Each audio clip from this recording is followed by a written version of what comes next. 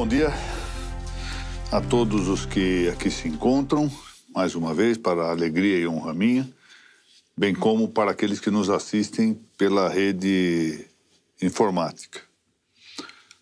Como sabem, esse é um programa de atividades acadêmicas, programa este patrocinado pela Uniregistral, graças ao apoio que eu nunca deixarei de agradecer com veemência do reitor da nossa universidade, o Dr. Francisco Raimundo, e consiste em comentários e glosas dos textos já publicados no site da Uniregistral, dos registros sobre registros.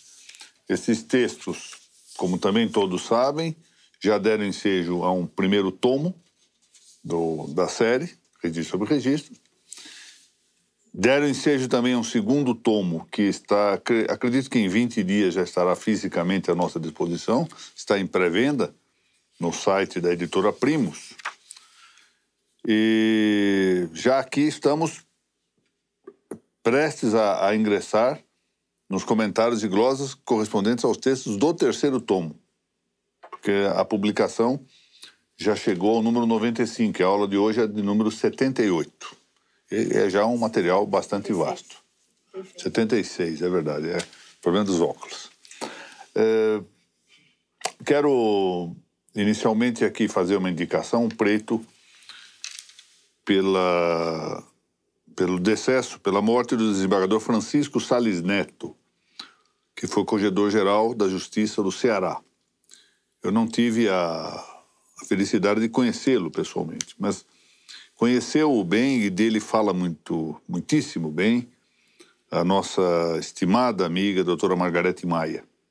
Então eu quero aqui fazer essa indicação.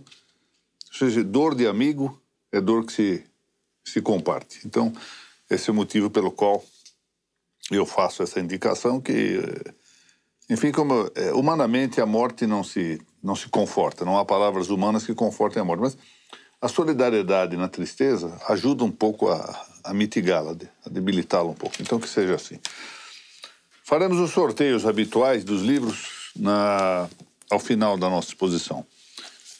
Vamos sortear esse livro do meu grande amigo, juiz Márcio Câmara de Lima, Usucapião Coletivo e Desapropriação Judicial, e esse valioso trabalho do desembargador Vicente de Abreu Madei e dos juízes Alberto Gentil de Almeida Pedroso e Ralfo Valdo de Barros Monteiro Filho, primeiras impressões sobre a lei número 13465/2017.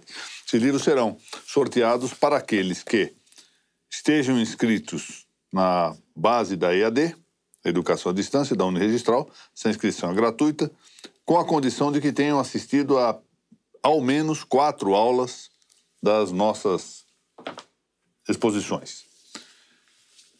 Esse mesmo livro, Primeiras Impressões sobre a Lei 13465, e o primeiro tomo da série Registros sobre Registros, serão ambos sorteados para aqueles que, durante o curso dessa nossa exposição, compartilharem publicamente a nossa pequena aula. Vamos lá. Registro sobre Registro, número 76, Princípio da Legalidade, 35ª parte. Estamos tratando do processo de dúvida. Eu acho que disse isso em outra exposição aqui, umas 3 ou 4 explanações anteriores, que a dúvida em geral não é muito da ocupação dos registradores. Em parte porque eles se desvencilham do processo de dúvida assim que ele ultrapassa a fase antejudicial, né, ou extrajudicial. Isso é um problema que passa a ser do judiciário. Sem embargo, 2 coisas me chamam a atenção. Uma, de maneira geral, que cabe aos registradores desenvolver os estudos correspondentes à dúvida, sobretudo a eles. Porque os registradores sabem mais de perto certas coisas do processo registral. E isso poderá ajudar em muito a iluminar aqueles todos que vão tratar do processo de dúvida e vão atuar no processo de dúvida, como é o caso dos juízes, dos promotores de justiça e dos advogados na esfera judicial também. Isso é importante. Então, acho que os registradores deveriam, por esse motivo, dedicar-se a meditar sobre o processo de dúvida. E sempre foi um pouquinho A despeito de ótimas exceções a respeito do assunto, de gente que tratou de versar a matéria, sempre foi uma matéria um pouquinho desleixada nos estudos teóricos do Brasil. E a segunda coisa que me deixou muito impressionado, e muito bem impressionado, foi que o meu estimado registrador, eu devo dizer que posso chamá-lo de amigo, José Eduardo de Moraes, lá do Paraná, está pensando em promover em Curitiba um congresso ou seminário e convidou-me, para a honra minha, para que eu participasse ali para falar sobre o processo de dúvida. O interessante é que isso, não fui eu quem propôs essa matéria, foi ele que a suscitou. Isso me pareceu muito interessante, que já começa a mostrar um certo interesse da classe registral em debater essa matéria. Porque se não se estuda bem o processo de dúvida, por assim dizer, perdoe uma expressão um pouco rude, engole-se qualquer coisa a título de dúvida. E isso vai afligir a formalidade do sistema, a forma habitual do sistema, as garantias que correspondem a um direito formal. Porque para que queremos um direito formal? Qual a vantagem do direito formal? Exatamente para pre-excluir só pela forma conflitos. Se nós informalizamos o sistema formal, deixamos a única razão pela qual uma coisa deve ser formalizada é evitar que haja conflitos. Pre-excluímos pela forma. Se nós informalizamos, perdemos a única vantagem dela. Daí a importância, a meu ver, de que se conheça também esse aspecto do nosso direito registrado.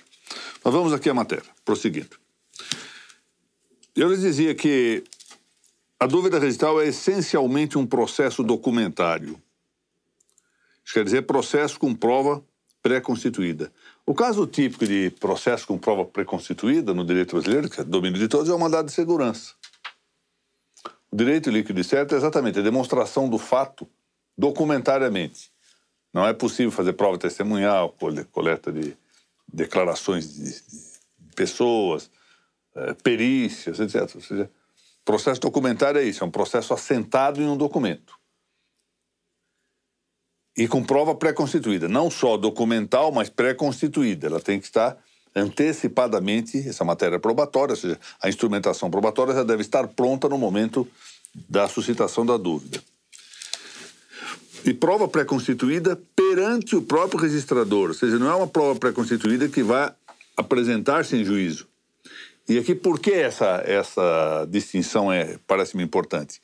Porque se nós deixássemos que essa prova pré-constituída se produzisse em juízo, nós estaríamos, na verdade, frustrando o prazo da prenotação, que é um prazo para todos, ou seja, é um prazo de saneamento de títulos também, esse trintídio normal, esse é o prazo ordinário da prenotação. Se eu deixasse que isso se alongasse no processo de dúvida, o processo de dúvida poderá, no Estado de São Paulo, a média entre julgar em primeiro grau e depois apreciar em segunda instância vai entre 8 meses e 1 ano, mais ou menos. Estou dizendo isso de maneira empírica, eu não tenho dados suficientes, mas empiricamente, até porque estive no conselho no biênio passado, posso dizer isso, a média é de entre 8 e 1 ano. Imagina, é um prazo que eu poderia ir fazendo a tal prova documentária, que já não estaria pré-constituído antes da decisão judicial só, ou da decisão de segundo grau. E com isso alargando o prazo em detrimento de eventuais concorrências, porque alguém pode estar esperando o desfecho negativo de um pedido de registro para exatamente ver o seu título examinado. E isso não se pode vencer por meio de um artifício desse de delongar o prazo do trintídio na atuação judicial. Então é prova pré-constituída perante o registrador e não pré-constituída só perante o juiz. Não se trata somente do título apresentado à prenotação, mas, além dele, de eventuais documentos oferecidos dentro no tempo de sanação de deficiências. Aí está, até com referência legislativa para o caso brasileiro, os artigos 188 e 198 da Lei número 6.015. Bom, de 2 modos deve compreender-se o tema do processo documentário. Pelo primeiro, positivo, tem-se que esse processo documentário, ou seja, um processo inteiramente calcado em documento, é o que ostenta forma literária, prova sinalizada em texto. Documento, lembra-me aqui a notável expressão de Carnelutti. Carnelutti era um gênio. era um gênio jurídico. Mas é preciso lê-lo com muita cautela, porque certas passagens emblemáticas dele eram tão concisas e implicitavam tanto que muitas vezes se consideravam dispersas. A gente podia dar qualquer tipo de direção a elas. Mas indagado que coisa é o documento, ele responde simplesmente: documento é aquilo que docet. O documento é aquilo que ensina. Pronto. Veja que coisa notável, porque ele vai então à própria origem da palavra documentum, a origem latina, liga com o verbo dotio, que é o verbo ensinar, que nos dá o docet, né, em terceira pessoa do singular, por isso que ele diz que documento é o que docet, ligando, portanto, a palavra documento com a sua própria origem. Portanto, ostenta a forma literária. Não é só o documento que ostenta a forma literária. O monumento também. Qual a diferença entre o monumento e o documento? É que o monumento não vai ao juiz, o juiz vai ao monumento. Suponho que eu tivesse que ler aqui no obelisco, aqui em São Paulo, alguma coisa que está escrita nele. Eu não consigo levar o obelisco à minha frente no Poder Judiciário. Sou eu que tenho que ir ao monumento. Mas é uma forma literária também. Então, do ponto de vista probatório, embora também quanto ao monumento nós possamos dizer que a forma geométrica possa interessar, a figura geométrica possa interessar, o que importa do ponto de vista documental aqui a destacar é que ele também tem forma literária, muitas vezes. Né? Ninguém pede que o Código de Hammurabi seja apresentado ao juiz, não é? O juiz é que vai ao Código de Hammurabi. Esse é o monumento. Bom, no segundo modo, pelo aspecto negativo, o primeiro é o positivo. O processo documentário é alheio a outros meios de prova que não sejam o próprio documento e o monumento. Depoimentos pessoais, testemunhos, perícias, etc., não são suscetíveis de produzir-se no bojo de um processo documental. Bom, mais além, o processo de dúvida registral ampara-se em prova pré-constituída, como eu disse. Vale dizer, é um documento produzido antes do processo. Pois, de não ser assim, isso já antecipei, não é? A apreciação judicial não seria revisora do decidido pelo registrador, senão que inovaria na qualificação. Eu quero chamar muita atenção para esse ponto, porque, e aqui eu tenho que fazer um meia-culpa, durante muita coisa do que escrevi sobre qualificação, sobre dúvida, eu utilizei a expressão requalificação do título pelo juiz. Em um tempo usei-a efetivamente com erro de conceito. No outro, mais era um lapsus linguae, ou seja, um erro no uso da expressão.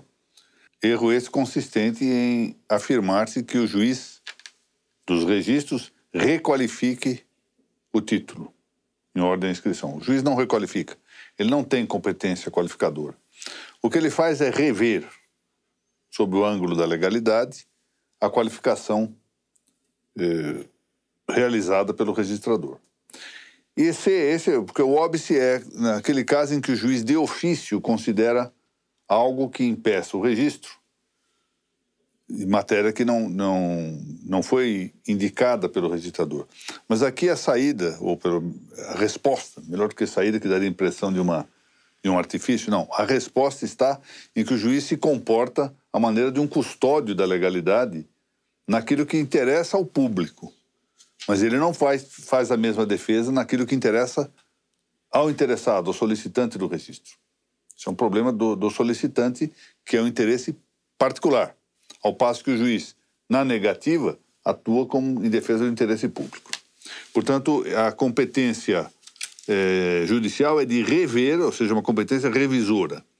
Segundo, não for assim, o tempo de saneamento dos títulos estender-se-ia para além do trintídio, como eu disse, em prejuízo de eventuais concorrentes no direito protocolar, no direito posicional do protocolo. E há casos com títulos já bem formados. Então, são duas hipóteses. Primeiro, não se pode. De um modo geral, no processo é isso. Embora haja na lei processual a regra relativa ao julgamento da causa madura, né? O juiz extingue em primeiro grau sem resolução de mérito, mas se a causa já estava madura para o julgamento, os juízes de segundo grau podem já apreciar o mérito, embora o juiz de primeiro grau não o tenha feito. Mas isso é em caráter excepcional. Em relação ao registro, nós devemos usar a regra geral. Quer dizer, quem primeiro examina e qualifica o título é o registrador, não o juiz. O juiz não tem competência de qualificação. Portanto, se nós admitíssemos que os documentos fossem juntados depois da fase extrajudicial, nós estaríamos dando ao juiz a possibilidade de ele qualificar. Ele não tem. E o segundo tema, esse é mais persuasório, é mais visível, é de que nós alargaríamos o trintídio para o saneamento do título em detrimento de quem eventualmente já tem um título completo. Então, parece-me que isso fica bem estabelecido para mostrar por que deve haver pré-constituição documentária. Sem embargo disso, há uma previsão de diligências no curso de processo de dúvida. Vocês vão lá no artigo 201 da nossa Lei de Registros Públicos, vão encontrar a referência a diligências. Mas, segundo o entendimento que prevalece, isso diz respeito a esclarecimentos do próprio registro, ou seja, inscrições anteriores, ou que de outro modo possam interessar ao caso. E, portanto, não abriga o caminho de novas descobertas, de investigação, de complementação do título apresentado. É só para esclarecer um tanto. Se tem uma referência a uma transcrição, junto uma certidão de transcrição, eu quero entender melhor o problema.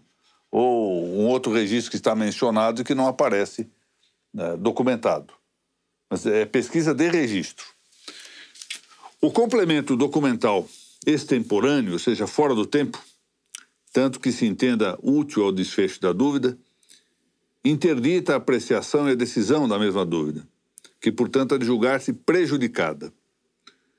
Por que prejudicada? Porque, em rigor, quando se admite essa complementação, o apresentante já admite que o título pré-constituído ostenta deficiência.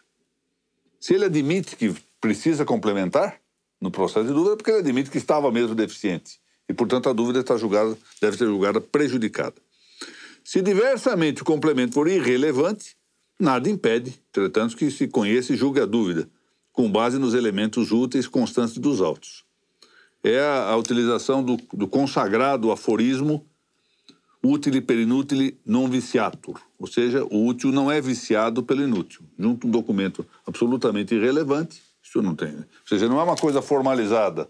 Alguém junta um documento novo, porque juntou um documento novo, eu julgo a dúvida prejudicada. Não, esse documento era relevante ou era uma coisa...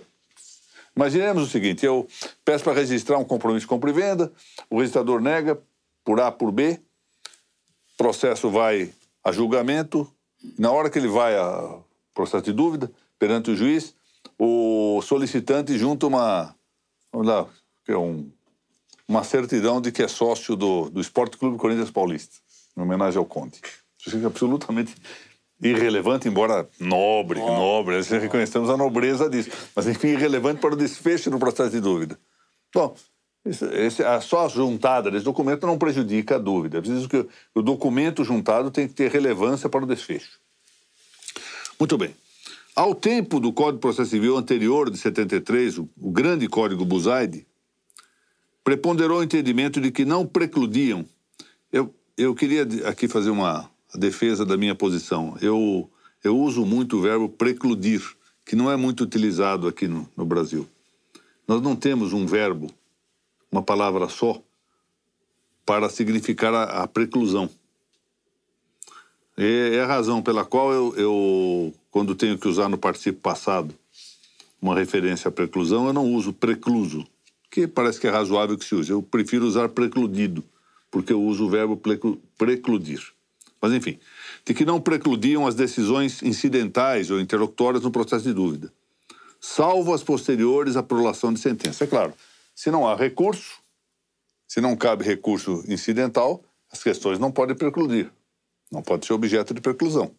Então elas ficam para a época da sentença ou para a época do recurso da sentença. Exatamente porque não tem recurso. Isso era no Código de 73, como nós veremos adiante. Salvo as posteriores à sentença. Por que as posteriores à sentença? Porque então as posteriores à sentença tinham que ser examinadas pelo tribunal sob pena de que o juiz de primeiro grau eventualmente indeferisse o processamento de um recurso e isso não tivesse controle. Imaginemos que o Conde ou o Dr. Mauro interpõem uma apelação. Isso no Código de 73 ainda. E o juiz denega a admissibilidade, ou seja, indefere o processamento do recurso. Tem que haver cabimento de agravo. Porque se não coubesse o agravo desta decisão, o processo morria em primeiro grau e, eventualmente, por um ato arbitrário ou por um erro do juiz de primeiro grau. Então, neste caso, admitia agravo. As regras do Código, entretanto, antes do novo Código de 2015, só se aplicavam excepcionalmente ao processo administrativo, não se prevendo, contra a dúvida, o manejo de recursos interlocutórios, recursos incidentais, como é o caso do agravo. No campo das exceções, as decisões incidentais pósteras à sentença, decisões incidentais são, portanto, aquelas interlocutórias, que não põem termo ao processo. Por exemplo, a não admissibilidade de recurso, a negativa do benefício de gratuidade, isso de vez em quando ocorria, não é? Não poderiam ficar isentas de preclusão, porque se isso fosse admitido, não haveria modo de devolvê-las à apreciação do tribunal. O tribunal não teria a devolução da matéria para seu conhecimento. Coisa diversa, atenção, ocorria com as decisões anteriores à sentença, como eu disse. O indeferimento da intervenção de terceiro. Não era incomum que algum terceiro resolvesse intervir no processo de dúvida. E se isso fosse indeferido, não cabia agravo. Tinha que aguardar o desfecho do processo para verificar o que coubesse. A rejeição de um pedido de diligências. Às vezes a parte pediu uma diligência. Podia ser incabível, mas isso não poderia ser examinado pelo tribunal imediatamente. Esta matéria sempre poderia revolver-se à maneira de preliminar de apelação, que é hoje matéria do parágrafo 1º do artigo 1009 do Código de Processo Civil. Faltava ao Código de Processo Civil de 73 uma regra expressa que prescrevesse a aplicação estendida da normativa do processo a todo o âmbito do processo administrativo. Não havia essa regra. Então o que nós fazíamos era apanhar por analogia algumas regras do Código de Processo Civil, até porque sempre se entendeu que a parte geral do Código de Processo Civil fosse uma parte geral de todos os processos. Sempre se entendeu isso pela doutrina. Mas, a bem da verdade, faltava uma regra expressa. Essa regra apareceu no Código de 2015. Para bem ou para mal, porque pende uma demanda de inconstitucionalidade dessa normativa. Já vou dizer por que se discute, onde estaria a inconstitucionalidade. Diz o artigo 15 do Código de Processo Civil de 2015. Na ausência de normas que regulem processos eleitorais, trabalhistas ou administrativos, as disposições deste Código lhes serão aplicadas supletiva e subsidiariamente. Qual é a alegação de inconstitucionalidade? Que isto, do jeito que está escrito, poderia atingir processos puramente administrativos. Isso quer dizer, essa expressão puramente administrativos, que estejam fora do âmbito da atuação judicial. Então, um processo, por exemplo, no Tribunal de Impostos e Taxas, administrativo puro. Processo administrativo no um órgão, por exemplo, do Poder Executivo. Ou mesmo do Judiciário, quando o juiz não comparece, o Judiciário não comparece na função propriamente judicial. Imaginemos um pedido de certidão junto aqui a um departamento do Tribunal de Justiça de São Paulo. Estaria sujeito às regras do processo? Parece exagerado. Creio que essa regra diz mais do que quis dizer. Isto aqui serve para os casos em que o processo está transcorrendo de algum modo, perante o juiz. Aí sim penso que se afastará, se firmará a norma. Disto segue a adoção do sistema recursal codificado no processamento da dúvida registrada, pelo menos na parte, volto a dizer, em que a dúvida está perante o juiz. Então, hoje se aplica o Código de Processo Civil nos processos de dúvida, porque há uma previsão expressa para isso, que é do artigo 15. Daí que se admita já a interposição do recurso de agravo contra as decisões incidentais. Ou seja, ao contrário daquilo que se dizia em 73, aqui há um problema. Alguns casos desses não só estão alicerçados na jurisprudência, aqui em São Paulo, por exemplo, a jurisprudência é firme de que não caiba agravo na primeira fase. Ao tempo em que era corregedor-geral, meu querido amigo, desembargador José Renato Nalini, houve um precedente em que ele admitiu o agravo. Um só. Mas, depois disso, voltou-se à linha anterior de que não caberia agravo. Com o Código 2015, a situação é diferente. Como vamos ver. Fazer um parêntese aqui para dizer que ontem, para minha satisfação, isso envolve o nome do doutor Nalini, o doutor, querido amigo também, o doutor João Pedro Lamana Paiva, honrou-me e ao doutor Nalini, com toda a segurança, em convidar-nos, a ele, Nalini e a mim, para participarmos de um congresso que haverá em Bento Gonçalves. Naturalmente, nos intervalos, Conde, doutor Valdecir, doutor Mauro, vamos ter a ceder à tentação de apreciar os vinhos locais, claro. Mas fiquei muito satisfeito com o convite formulado pelo doutor João Pedro, a quem encaminho minhas melhores saudações. E especialmente porque vou ter a alegria de poder conversar um pouco com meu amigo Zé Renato. Embora vivamos na mesma cidade e trabalhemos a poucos metros de distância, vemos-nos raramente. São Paulo é assim, não é? Muito bem. Então, agora com o Código de Processo Civil, tanto as decisões incidentais posteriores à sentença, como era no 73, quanto as anteriores, podem ser alvejadas por agravo, desde que, agora vem um probleminha sério, desde que se trate de hipóteses de sua admissibilidade no Código. Aí é que está. Agora temos um outro problema. É que o Código, no seu artigo 1015, que eu penso não terá aplicação fácil, restringiu o cabimento do agravo. Restringiu bastante. Desta lista do que estão no artigo 1015 do Código de Processo Civil 2015, algumas são claramente suscetíveis de permitir o agravo no bojo da dúvida. Por exemplo, tutelas provisórias, eu digo, acho que é muito pouco provável, porque, embora aqui em São Paulo haja um caso de tutela provisória determinando um registro provisório, é pouquíssimo provável que se admita uma tutoria provisória para que se registre alguma coisa.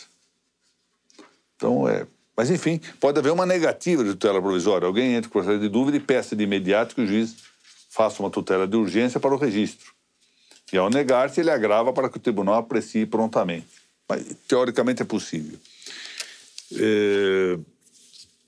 Também o caso do mérito do processo, porque ocorrência, como digo aqui, muitíssimo rara, um exemplo de simultâneos processos de uma dúvida sobre mais de um título, com o julgamento do mérito parcial de procedência ou improcedência contra um dos títulos, pendendo perante o juiz dos registros apreciação e decisão contra outro.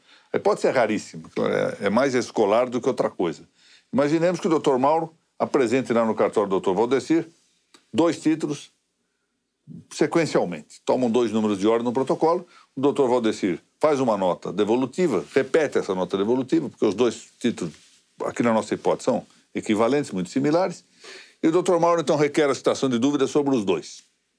E os 2 vão num processo só. Isso é perfeitamente possível. O processo administrativo admite esse elastério. Não será o melhor a fazer, mas, para o nosso exemplo, faz. E que o juiz, então, profira decisão contra um dos casos, decisão de mérito, mas continue a julgar o segundo, ainda pende de julgamento o segundo caso. Então, nessa hipótese muito rara, para não dizer que de todo rara, caberia o agravo para um julgamento de mérito. No inciso 5º, sim. Rejeição do pedido de gratuidade. O artigo 101 do Código diz isto: contra a decisão que indeferir a gratuidade ou que acolher pedido de sua revogação, caberá agravo de instrumento. Muito bem. Salvo quando o tema é decidido em sentença, hipótese em que então atrai apelação. Exibição ou posse de documento ou coisa, exclusão de litisconsorte. Eu chamei a atenção aqui já em outra ocasião para a hipótese agora admissível no Código de 2015 de litisconsorte, digamos assim, anômala essa expressão aqui, litisconsorte num processo de dúvida. O exemplo, acho que na aula passada era esse, né? Quer dizer que a doutora Laura apresenta um título porque ela estava andando na rua, o cônde disse, olha, você vai passar no cartório lá, apresente o título. Ela apresenta o título e ela requer a citação de dúvida. E em nome próprio, porque ela tem algum interesse. E o cônde, que é um dos interessados, quer intervir no processo também para ajudar essa situação, como litisconsorte. Porque o registro supõe que o título seja favorável aos dois. Então, hoje é de admitir essa hipótese, e, portanto, a exclusão do litisconsorte, imaginemos que o juiz não deixe o cônde intervir nos autos, ou exclua a doutora Laura, nessa circunstância caberia agravo. Rejeição do pedido de limitação do litisconsórcio, a mesma hipótese, admissão e inadmissão de intervenção de terceiros e outros casos expressamente referidos em lei. Então, estendeu-se esta possibilidade do agravo para a dúvida, mas a contrapartida é que, a supor, ou seja, de supor, melhor dito, que o artigo 1015 esteja em números clausos, seria apenas isso. Se ele não estiver em número clauso, então, como é a tendência, parece que eu conversava com um grande processualista agora na segunda-feira, eu até vou mencionar o nome, até em homenagem ao doutor Eduardo Arruda Alvim, e dizia a ele que vão surgindo hipóteses em que mais e mais nós sentimos a necessidade de apreciar agravos. E ele disse, não, esse artigo 1015 vai ser seguramente, segundo a previsão que ele tem, com a vasta experiência que tem, de grande doutrinador, grande processualista, e advogado também muito atuante, que dar-se-á de futuro o entendimento de que as hipóteses aqui são meramente exemplificativas. Nós vamos ter que tratar desse assunto em número aperto, ou em números apertos. Sublinhe-se ainda a admissão de agravo interno, inciso 3º do 994, contra a decisão monocrática ditada no tribunal, ou seja, decisão proferida pelo relator, artigo 1021. Por exemplo, um agravo interno contra uma decisão que julga a dúvida prejudicada, ou que intempestiva o recurso de apelação. Já admito a manifestação do relator, evidentemente. Chega um processo de dúvida e vamos admitir assim, eu peço a desistência da dúvida. Quando eu verifico, o advogado que está desistindo da dúvida não tem poderes para desistir. Como eu tenho que aplicar o Código de Processo Civil, eu indefiro, mando prosseguir. Então, caberá agravo interno. Ou, em outra hipótese, eu verifico que a dúvida foi tirada de maneira intempestiva, a meu ver. Não vou reunir o colegiado para decidir isso. Por decisão monocrática, eu, como relator, indefiro, inadmito o processamento do recurso. E aí a parte, por ser uma decisão unipessoal, ou seja, uma decisão unicrática ou monocrática, maneja agravo interno dessa decisão para o colegiado. Então cabe também. Aqui estão as formas cabíveis deste dispositivo. Agora eu quero chamar a atenção para uma coisa. O Código, mais uma vez, tentou restringir a decisão monocrática para prestigiar a efetividade do princípio colegial, ou seja, do princípio do colegiado. Porque no Código anterior, esse princípio do colegiado está respeitado, perfeitamente respeitado, mas sempre diferido e sempre numa eventualidade de que alguém que não concorde com a decisão monocrática maneje o agravo interno. Agora não, tentou-se restringir de imediato o cabimento do agravo interno. Mas na prática, essa restrição ela é frustrânea por si própria, eu vou explicar por quê. Suponham que eu, num caso em que, segundo a lei, não caiba a decisão monocrática, ainda assim profira esta decisão. A exemplo do que ocorria, aliás, no Código de 73. Que remédio tem o advogado? Agravo interno. Ele agrava dizendo, não cabe essa decisão monocrática. Eu mando para a mesa. A mesa diz, não cabia mesmo, então vamos decidir. Ou seja, a nulidade se supera. E como a nulidade se supera, tudo continua como dantes no quartel de Abrantes. Ou seja, haverá ainda a prolação de decisões monocráticas mais estendida. Não há dúvida. Eu queria dizer o seguinte, em favor, sociologicamente ou estatisticamente, em termos de produtividade, a decisão monocrática é, por assim dizer, a salvação da lavoura. Se nós não atuarmos com decisão monocrática, o tribunal não dá conta de tanto julgamento. A decisão monocrática é importante para a celeridade, efetivamente, dos processos para a sobrevivência do Poder Judiciário, melhor dito, sobrevivência de todo o mecanismo, e de todos que intervêm no Judiciário, até dos advogados. Então, ela é importante. Deve admitir-se a intervenção do amicus curiae no processo de dúvida? Eu acho que o artigo 15 do Código de Processo Civil autoriza, intervém o amicus curiae nos feitos de dúvida registral. Então, nós vamos lá ao artigo 138 desse mesmo Código e diz que o juiz ou relator deve considerar a relevância da matéria, a especificidade do tema objeto da demanda ou a repercussão social da controvérsia para, em decisão irrecorrível, de ofício ou a requerimento, solicitar ou admitir a participação de pessoa natural ou jurídica. Atenção para isso, isso solve uma dúvida que havia no Código anterior. Órgão ou entidade especializada com representatividade adequada no prazo de 15 dias de sua intimação para participar dos autos. Portanto, admite em abstrato o Código, sejam amici curiae, seja amigos da cúria, amigos da corte, não só pessoas jurídicas, por exemplo, a Ordem dos Advogados do Brasil, o Instituto dos Advogados do Brasil, a nossa Associação dos Registradores Imobiliários de São Paulo, a ARISP, a ARPEM, Colégio Notarial, a Associação dos Notários Registradores, a NOREG, a Academia Notarial Brasileira, etc. Ou seja, há muitas outras entidades que podem, inúmeras entidades, para não dizer que isso é indefinido, indeterminado, basta que demonstre interesse. Mas também pessoas físicas, notários e registradores. E aqui se mostra algo interessante. Na gestão do desembargador Nalini, na Corregedoria Geral de Justiça, foi possível atender a um velho pedido dos notários, que era o de poder participar dos processos de dúvida. Porque, qual é a razão prática? Vamos ver a realidade das coisas. Nas comarcas pequenas, não era incomum um certo conflito entre o registrador e o notário. Às vezes, 2 notários na cidade e o registrador, às vezes, embirrava com o notário. São coisas da vida, não é? Nós, algumas vezes, nos desavençamos de nós próprios, o que dizer de outra pessoa. E o notário não tinha o que fazer, porque muitas vezes a exigência era incabível, ele sabia que era incabível, ele atendia para evitar a perda do cliente, que então ficava desconfiado do resultado, ou queria pressa e tudo, e não havia meio de resolver esse problema. Quando aquilo ia ao judiciário, ele, notário, não tinha ocasião de falar, não era ouvido, não podia contrapor-se ao que o registrador eventualmente tivesse, e equivocado ou certo, não importa, mas enfim, para poder discutir isto. Então era razoável.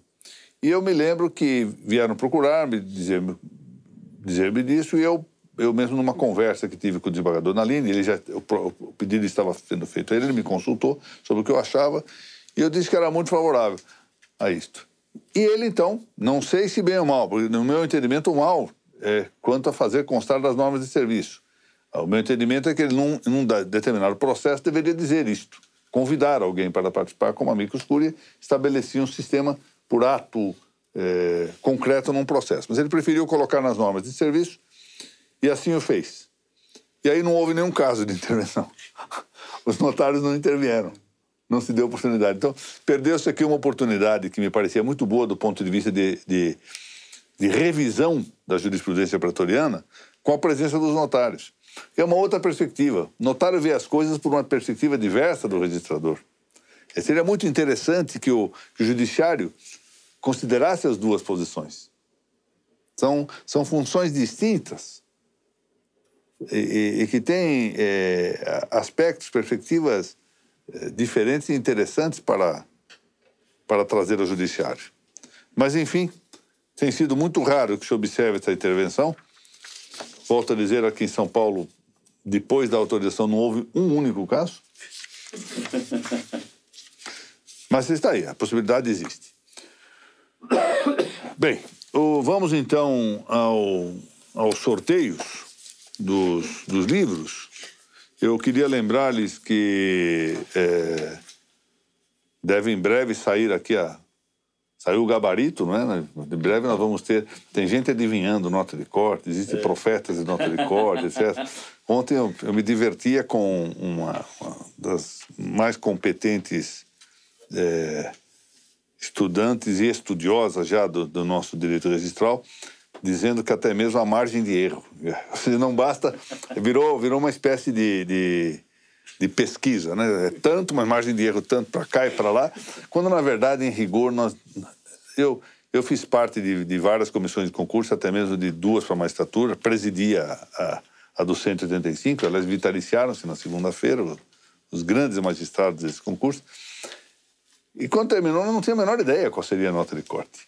A própria VUNESP falou, nós não temos ideia de como será. Isso é um trabalho complexo, depende de muita coisa. É certo que parece que existem alguns sítios eletrônicos em que eles recebem informação dos candidatos. Mas eles trabalham com informações que nós não sabemos se são de todos confiáveis. Porque, em geral, os candidatos não... Estamos aqui com os sorteios. Os candidatos não costumam revelar propriamente quantos pontos tiveram. Os que foram mal procuram subir um pouquinho, os que foram bem escondem. Então é difícil, não pode ter certeza, né? Tivemos 113 compartilhamentos. Interessante, 113 compartilhamentos num dia em que o Corinthians joga à noite. Né? O pessoal já está todo ouriçado. O pessoal que está inscrito na base do EAD, como sabem, é uma base de inscrição gratuita. E eu vou tentar propor ao nosso reitor e ao competente serviço administrativo aqui da Uniregistral para que nós aumentemos um pouquinho alguns benefícios de quem se inscreva na base do EAD. Receber alguns textos, talvez, eu vou tentar. Porque eu não entendo por que não se inscrevem mais e não assistem um pouquinho mais de aula. 4 aulas em 70 e pouco é desmoralizante para um professor. Mas, enfim, eu também não... Digamos assim, está mais ou menos à altura dos meus pés. Eu não estou reclamando pessoalmente, mas acho que podíamos melhorar isso. Foram sorteados a doutora Carla de Godoy Lopes, com esse valioso trabalho desse muito competente meu amigo, desembargador Vicente de Abreu Amadei, e dos não menos competentes, Alberto Gentil, de Almeida Pedroso, filho do grande desembargador Alberto Gentil, querido amigo, e do doutor Ralfo Valdo de Barros Monteiro Filho, que hoje é juiz assessor da presidência da Ação de Direito Público, em que milita com grande honra o desembargador Getúlio Evaristo dos Santos Neto. E a doutora Dalila Teodoro, sorteada para esse livro, Jucapião, Coletivo e Desapropriação Judicial.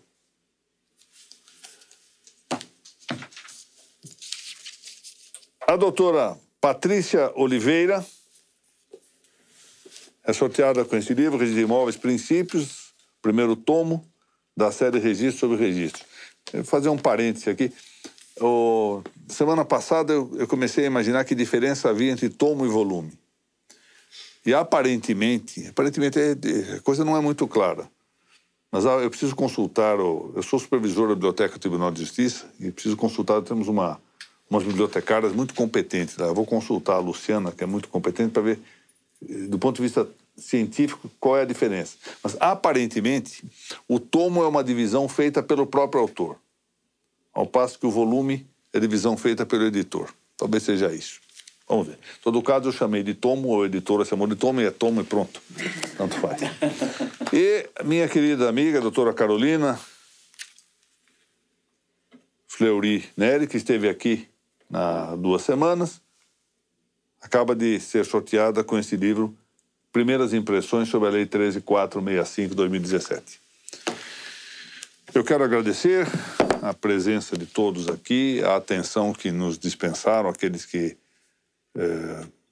estão pela via informática, estimular muitíssimo a 2 grupos de estudantes. Aos que julgam já ter passado na primeira fase do concurso, para que continuem a estudar. Continuem. Esse momento de reta de chegada é um momento de muita ansiedade. A ansiedade atrapalha um pouco. As pessoas começam a achar que já não retêm mais a matéria. Que isso é normal. E aqueles que não tiveram sorte nessa primeira... Sorte é apenas o nome que nós damos àquilo que Deus provê e que nós não compreendemos bem. Porque sempre achamos que que devíamos ter feito alguma coisa ou outra para melhorar resultados, como se isso fosse o melhor para nós. E nem sempre é o melhor. Aqueles, pois, que não tiveram êxito nesse primeiro concurso, nesta prova, que continuem a estudar. Isso é sempre uma questão de tempo, uma questão de ocasião. Então temos que aproveitar o tempo que está. Todos nós já tivemos dificuldades. A vida é feita assim, de alegrias e tristezas. Nem devemos exagerar as alegrias, nem nos decepcionarmos demais com as tristezas. De modo que nem otimismo excessivo, nem pessimismo que nos deprima, depressivos.